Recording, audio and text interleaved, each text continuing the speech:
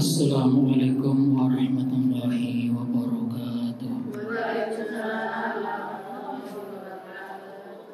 Bismillahirrahmanirrahim. Alhamdulillahirabbil alamin.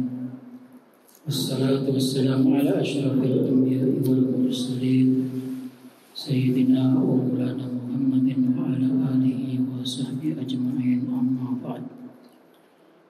Ibu-ibu yang kami hormati dan kami cintai, alhamdulillah siang hari ini kita bisa bersama kembali di majelis taklim Masjid Jami' Al-Madiniyah.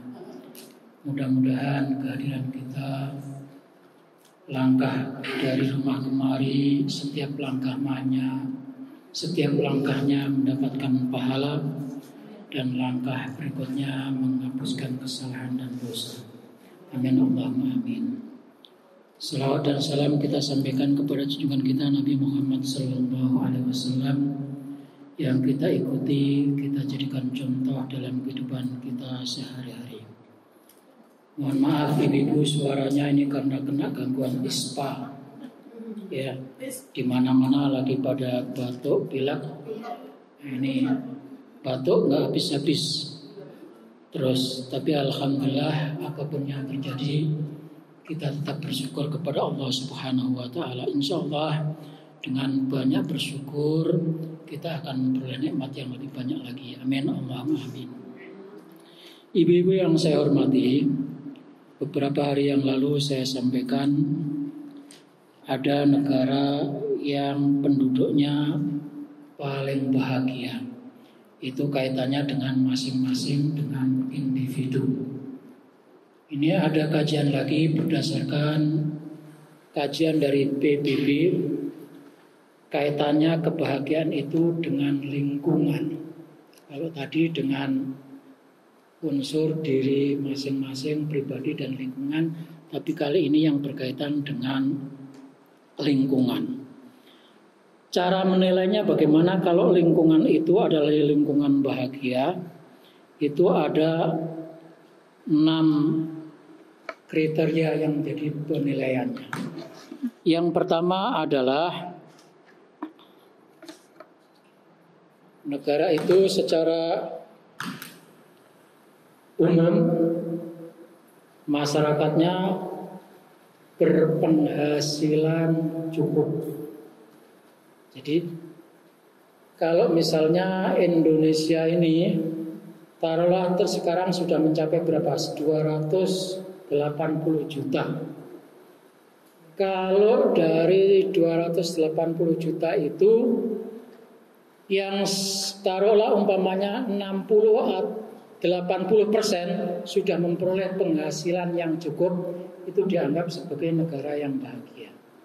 Tapi kenyataannya kita ini jauh dari itu. Maka kita termasuk golongan negara yang belum bahagia. Karena income per kapitanya masih jauh. Berbeda dengan negara luar negeri tadi. Jadi kebahagiaan itu ternyata tidak cukup hanya orang per orang. Karena setiap orang itu punya relasi, punya hubungan. Yang kaya berhubungan dengan yang miskin berhubungan dengan yang kaya, pengusaha punya hubungan relasi dengan para buruh punya kepentingan untuk mendapatkan pekerjaan dari para pengusaha. Jadi ini harus seimbang, sejajar. Kalau tidak sejajar maka terjadilah yang namanya ketidakbahagiaan. Oleh sebab itu tidak salah kalau teman-teman kita, saudara-saudara kita yang mengaku sebagai buruh itu setiap hari buruh 1 Februari atau 1 berapa itu selalu demo. Kenapa? Karena menuntut supaya ada kesejajaran, kewajaran. Jadi negara yang termasuk negara bahagia itu adalah ketika penduduknya memperoleh income per kapita cukup untuk kehidupan sehari-hari. Nah, di Indonesia ini cara mengukur income per kapitanya jauh daripada kenyataan. Gitu. Jadi jauh dari fakta yang sebenarnya. Kalau diukur dengan keperluan sehari-hari, memang kita ini benar-benar miskin kalau diukur sehari-hari sesuai dengan kebutuhan pokoknya. Jadi nilainya diukur dari pendapatan, penghasilan dari setiap keluarga. Kalau setiap keluarga itu pendapatannya kecil, itu berarti miskin. Itu ukuran yang pertama. Ya. Yang kedua adalah dukungan sosial. Dukungan sosial itu adalah lingkungan. Bagaimana lingkungan itu bisa hidup rukun, damai, tentram, tidak ada gangguan, tidak ada pengacauan, tidak ada tawuran. Ini kan sekarang ini masih banyak tawuran. Tawuran, berantem, bertengkar, perjudian. Jadi kalau situasinya itu masih tidak aman, masih dianggap sebagai negara yang tidak aman, tidak bahagia. Oleh sebab itu lingkungan ini kita juga punya tanggung jawab. Ya, kalau kita melihat umpamanya ibu-ibu ada anak-anak malam-malam bergerombol, jalan sana, jalan kemari. Ini tanda-tanda ini. Ini sangat mungkin adalah akan terjadi peristiwa tawuran, pertengkaran, keroyokan, berantem, pertikaian. Nah, itu kita harus waspada. Nah, kalau itu masih ada di tengah-tengah kita, di lingkungan kita, di sekitar kita, maka itu artinya lingkungan kita ini belum termasuk lingkungan yang bahagia. Jadi ibu-ibu ini termasuk bagian dari tugas kita. Bapak-bapak juga, maka perlu diadakan kewaspadaan. Kalau misalnya ketika kita melihat sesuatu yang mencurigakan, taruhlah kita tidak mampu berbuat apa-apa, ya segera sampaikan kepada yang berwajib, kepada bapak-bapak atau kepada Pak RT dan sebagainya, supaya ini menjadi lingkungan yang bahagia. Jadi dukungan lingkungan itu menentukan kebahagiaan kita. Bisa saja saya hidup serba kecukupan umpamanya, segala macam kecukupan, tapi saya tidak punya relasi yang baik dengan lingkungan, maka hidup saya ini juga nggak bahagia, nggak tentram. Karena musuh kiri kanan, tetangga kiri tidak suka sama kita, ya kan gitu. Jadi kalau ada orang kaya merasa cukup segala macamnya, terus nggak bangun hubungan relasi baik dengan tetangga, dengan kiri, dengan kanan, dengan depan, dengan belakang, samping kiri, samping kanan, maka itu orang sesungguhnya hidupnya tidak bahagia. Bahagia untuk dirinya sendiri, tapi secara sosial tidak menjamin kebahagiaan. Nah, orang-orang model kayak begini ini tentu akan tidak disenangi orang, dimusuhi, bisa jadi malah. Sehingga kalau umpamanya ada orang pengen ngerampok, kan gitu, pengen jahat kepada dia, kita masih malah kasih jalan. Oh iya bener, rampokin tuh. Itu orang pelitnya luar biasa. Nih bapak kalau mau ngerampok ya lewatnya sini, kan kasih tahu. Maka itu sebabnya ibu-ibu, kalau ada orang terjadi kemalingan, kerampokan, kecurian, itu tidak mustahil, itu sumbernya justru orang dari dekat. Ya enggak? Ada rumah gede kerampokan, ya kan?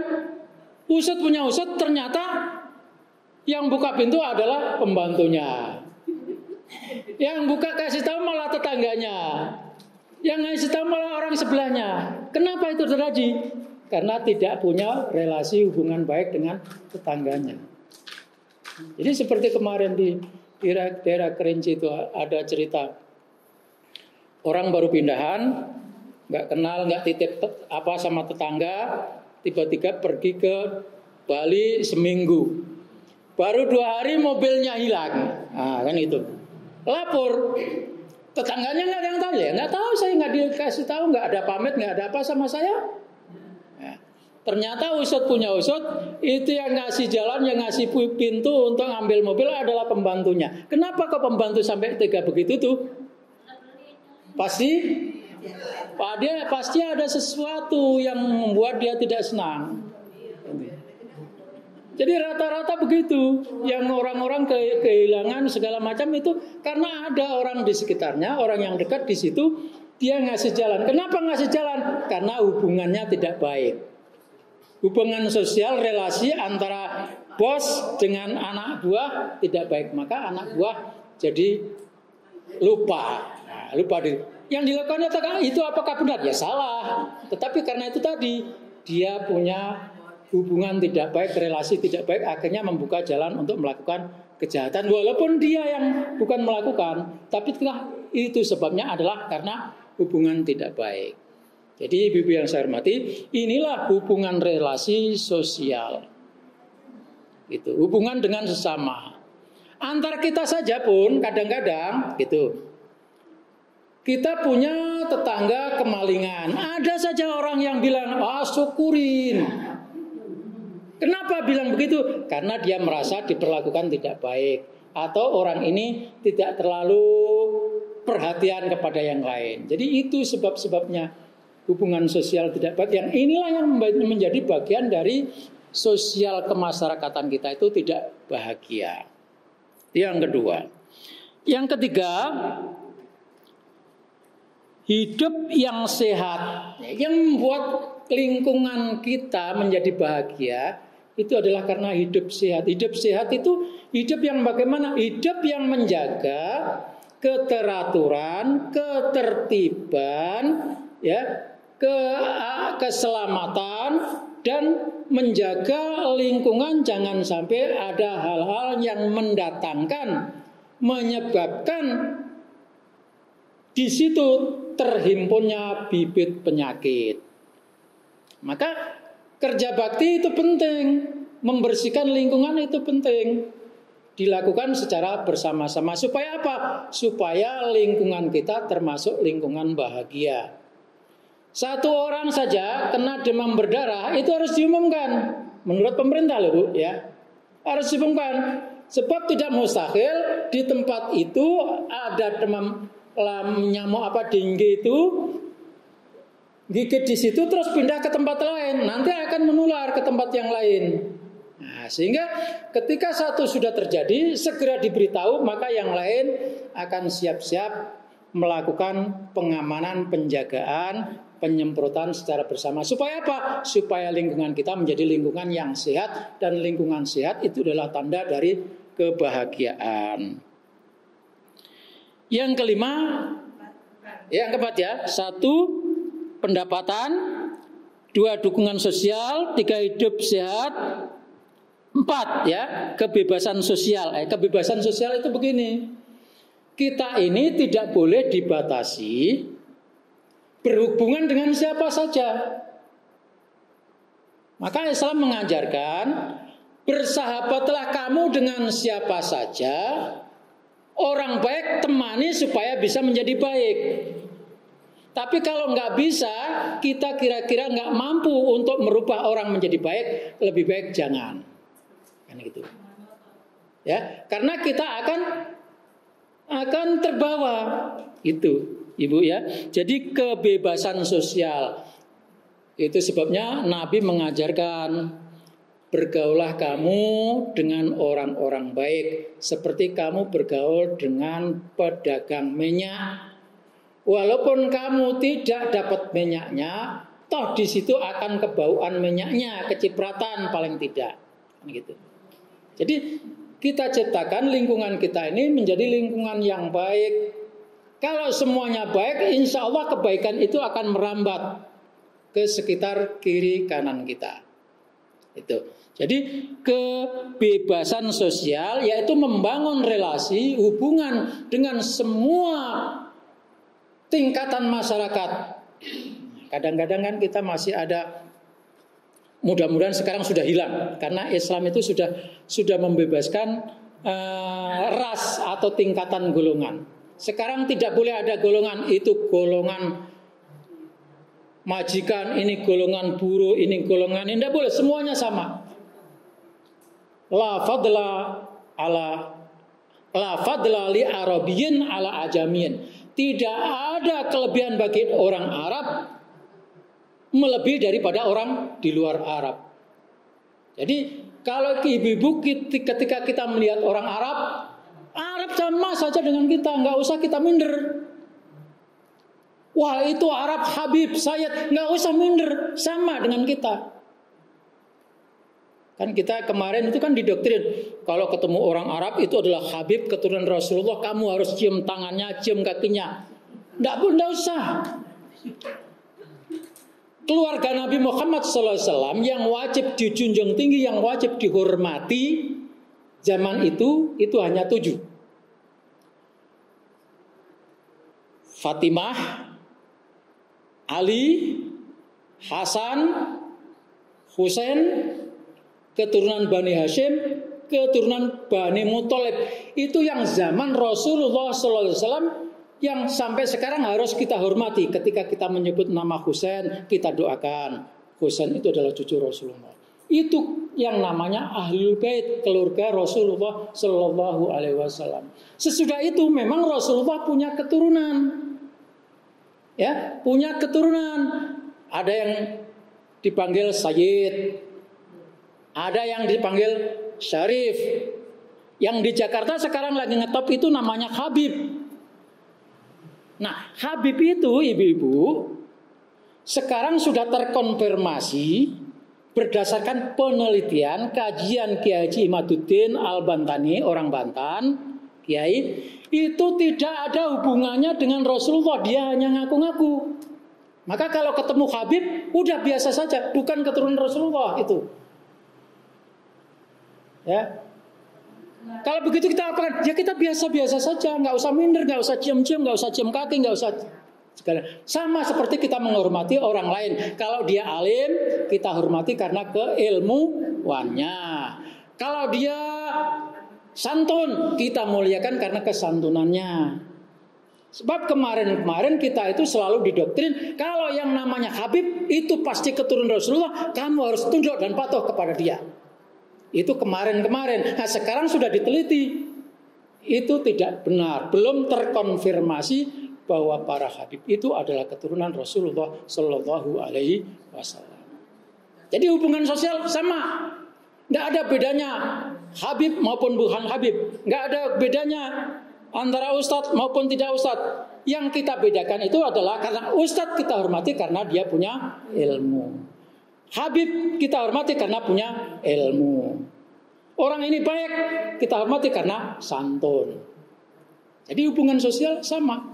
Itu sebabnya Rasulullah menyatakan tidak ada bedanya antara Arab dengan non-Arab. Tidak ada bedanya antara Jakarta dengan Sunda. Tidak ada bedanya Jakarta dengan Jawa. Semuanya sama. Kalimantan, Madura, Sumatera, Bali, semuanya sama. Ya, kalau dia baik, kita baiki. Kalau dia hormat, kita hormati. Itu kesetaraan. Nah, itulah hubungan sosial yang membuat kita bahagia.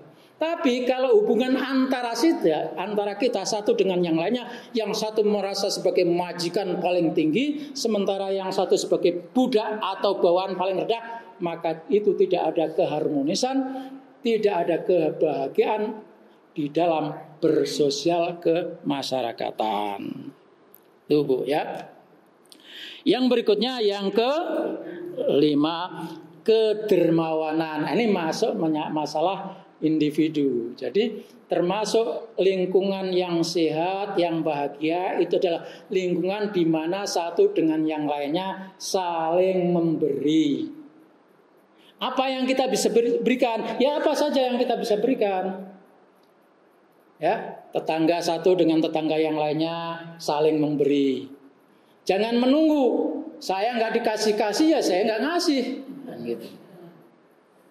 Dia nggak pernah ngasih saya, masa saya ngasih dia? Nggak apa-apa, sekali-sekali kasih. Jadi saling memberi, kedermawanan. Nah kedermawanan ini kata Rasulullah SAW, tahabu, ya, tahadu, tahabu, saling memberilah kamu, nanti kamu akan saling menyintai, saling menyukai. Kedermawanan. Jadi kedermawanan itu adalah bagian dari tanda kebahagiaan kita dan kebahagiaan lingkungan.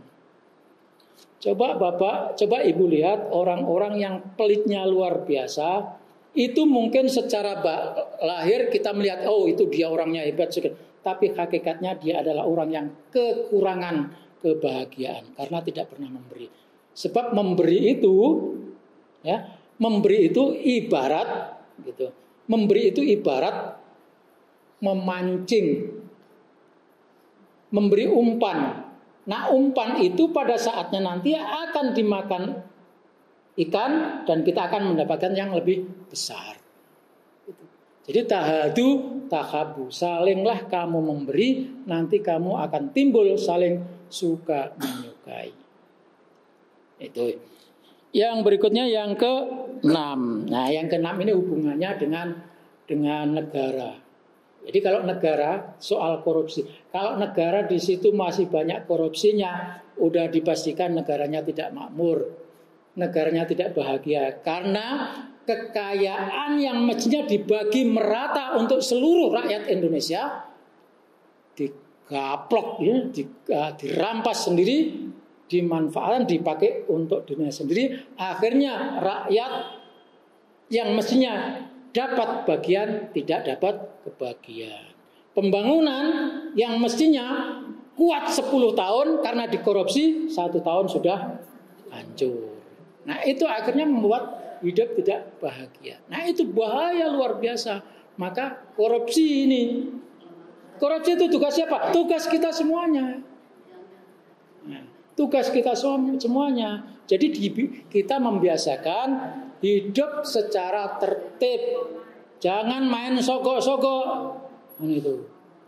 Itu mengajarkan kita. Kadang-kadang kan kita ibu-ibu kan, maaf kalau di sini nggak ada. Waktu saya di Jakarta itu main juga. Kepengen anaknya dapat nilai tinggi, dapat ranking, kasih hadiah sama gurunya. Ini namanya hadiah. Padahal sesungguhnya itu adalah bagian dari korupsi. Jadi korupsi itu sudah merata. Kalau korupsi sudah merata, maka susah negara itu akan menjadi bahagia. Lebih berbahaya lagi adalah tadi proyek pembangunan untuk rakyat, untuk masyarakat diambil sehingga pembangunan menjadi cepat rusak. Mestinya kekuatannya 10 tahun, baru sehari, baru setahun sudah hancur. Itu merusak kebahagiaan masyarakat nusa dan bangsa. Ibu-ibu yang saya hormati, jadi 6 indikasi inilah secara umum memang kita tidak perlu, tapi kalau kita tidak mulai dari diri kita, kapan akan terjadi? Nah, gitu. Jadi sesuatu yang besar itu dimulai dari yang kecil. Ingin membangun negara yang menjadi lebih hebat, dimulai dari yang kecil, dari keluarga. Nah, begitu cara memulai. Dari yang kecil menuju ke yang besar. Ibu-ibu yang saya hormati, bahagia secara individu menurut kita. Apa sih bahagia itu? Kalau ahli hikmah, kata ahli hikmah, as-sa'adatu hiya syu'urul mustamirratu bil bihibdati wat tama'ninati wal aryahiyati wal bahjah. Bahagia adalah perasaan semangat, ya, tenang, senang, dan ceria yang terus-menerus ada di dalam diri kita. Baik kita dalam keadaan kurang sempurna. Misalnya kurang sempurna apa? Sakit-sakit dikit, itu artinya kan kurang sempurna. Belanja kurang-kurang dikit, itu kurang sempurna. Ada sesuatu yang kita mestinya miliki tapi belum tercapai, itu adalah kurang sempurna. Jadi kalau kita mau mencari kesempurnaan hidup, itu tidak ada. Karena kesempurnaan itu hanya milik Allah Subhanahu wa Ta'ala. Tetapi rasa bahagia itu bisa kita ciptakan dengan rasa senang, bahagia, menerima, syukur, ya, tenang. Nah, itulah bahagia. Nah, bahagia ini yang ada dalam diri kita itu harus ada terpenuhi 3 unsur. Apa itu? Yaitu kebaikan diri. Kita akan memperoleh kebahagiaan kalau kita bisa menciptakan diri kita menjadi diri yang baik. Yang kedua, kita akan bahagia kalau bisa menciptakan hidup kita ini hidup yang baik. Yang ketiga, kita akan bahagia kalau kita punya tujuan hidup yang baik. Jadi 3. Kebaikan pada diri, kebaikan pada kehidupan, kebaikan pada tujuan. Kebaikan pada diri, kebaikan pada hidup, kebaikan pada tujuan. Kebaikan pada diri bagaimana? Kebaikan pada diri itu termasuk menyangkut keperluan primer dan keperluan sekunder. Keperluan primer apa? Manusia hidup perlu sehat. Ya kan, Bu? Keperluan primer lagi apa lagi, Bu? Yang kedua, tempat tinggal. Yang ketiga, pangan, sandang. Jadi sandang, pangan, papan, pangan. Itu kebaikan hidup. Ini harus terpenuhi. Kebutuhan primer, sandang, pangan, papan, pangan. Apa itu sandang? Pakaian. Nah, kita perlu pakaian. Tapi pakaian kita apakah yang harus begini? Nah, yang penting pakaian itu menutup aurat, bisa dipakai untuk ibadah, bisa dipakai untuk aktivitas kerja. Tidak harus yang mahal-mahal. Yang penting rapi, sesuai dengan aturan, menutup aurat. Jadi perlu pangan, sandang. Papan, apa itu papan? Tempat tinggal. Kita perlu tempat tinggal. Walaupun kontrak, enggak masalah. Itu yang penting, tempat tinggal. Jadi tempat tinggal ini penting, karena kalau kita nggak punya tempat tinggal, apa jadinya? Nah gitu. Nebeng sana, nebeng sini, tidak ada kemuliaan sama sekali. Jadi tempat tinggal. Bahkan tempat tinggal ini menurut Allah Subhanahu wa Ta'ala adalah keperluan yang pokok. Keperluan yang pokok. Setelah kita punya tempat tinggal walaupun kontrak, di situ kita bisa mengatur kehidupan. Bisa cari kerja, bisa jadi apa, bisa mau melakukan apa. Itu tempat tinggal. Sehingga Al-Quran menyatakan ketika Nabi Adam dicipta, perintah yang pertama Allah kepada Nabi Adam itu adalah uskun anta wa zaujuka. Tinggallah kamu di tempat yang namanya surga. Artinya tempat tinggal nomor satu. Nah, oleh sebab itu ibu-ibu, kita perhatikan ini soal tempat tinggal ini. Tempat tinggal ini menentukan kebahagiaan kita. Setelah ada tempat tinggal, rawat, jaga, pelihara. Karena di situ nanti akan menimbulkan kebutuhan yang berikutnya yaitu kesehatan. Jadi papan, sandang, papan, pangan. Yang ketiga pangan, makanan. Kita harus perlu makanan. Perlu makanan. Untuk apa? Untuk hidup. Karena kita hidup. Hidup kalau nggak makan, ya lama-lama wassalam. Gitu. Sandang, papan, pangan. Terus yang terakhir, ya sandang, papan, sandang, pangan, papan. Lupa malan saya. Ya. Sandang, papan, pangan. Yang berikutnya adalah tiga tadi ya sebetulnya, sandang, pangan, papan. Yang ketiga ini pokok ini. Kemudian kehidupan, kebaikan untuk hidup, kebaikan untuk hidup. Ya. Kebaikan diri tadi menciptakan kita. Kebaikan hidup itu tadi. Jadi kebaikan hidup itu adalah menciptakan bagaimana diri kita itu bisa hidup yang wajar. Kebaikan diri. Kebaikan hidup adalah bagaimana kita menjalani hidup ini dengan baik. Kita akan menjadi baik kalau kita belajar, kita ngaji, kita mencari ilmu, ya kan, kita bersilaturahim. Itu yang hal-hal yang berkaitan dengan kehidupan kita sehari-hari, kegiatan sehari-hari. Yang ketiga, kebaikan tujuan. Hidup ini mesti punya tujuan. Tujuan kita adalah ridho Allah Subhanahu wa Ta'ala. Di dunia mendapatkan ridho dari Allah Subhanahu wa Ta'ala, dan ketika meninggal nanti kita masuk ke dalam surga Allah Subhanahu wa Ta'ala. Jadi 3 pokok ya supaya kita menjadi bahagia, yaitu buat diri menjadi baik, buat hidup menjadi baik, buat tujuan kita tujuan yang baik. Ibu-ibu yang saya hormati, Jangan terlalu banyak, ini masih banyak sebetulnya yang mau saya sampaikan. Takut lupa, takut kelewat, mendingan daripada kebanyakan muntah, mendingan sampai di sini saja. Ya, Ibu-ibu.